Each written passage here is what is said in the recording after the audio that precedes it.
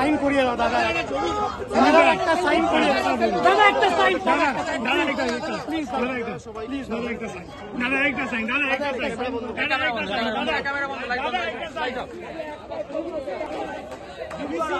DBC government tweet করেছে দলের তরফ থেকে এবং রাজ্য সরকারের থেকে, রাজ্য সরকারের প্রধান দলের সর্বময় নেত্রী তিনি টুইট করে তার ব্যাখ্যা দিয়েছেন এবং এটা কেন্দ্র সরকারের বরাবরের স্বভাব।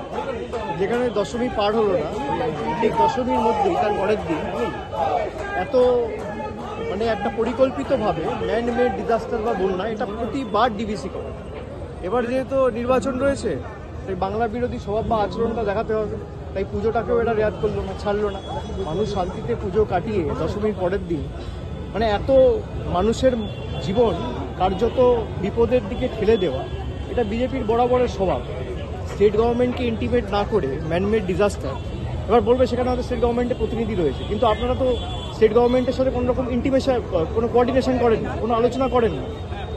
আর বাংলার প্রতি বঞ্চনা কেন? বাংলাকে ভাষাতে চেয়েছে, বাংলা যেহেতু এদের ভোট দেয়নি, বাংলাকে ভাষাতে চেয়েছে। বিসর্জন হবে বাঙালির না, বঙ্গবাসীর না, বাংলার বিরোধীর জমিদারদের বিজেপি।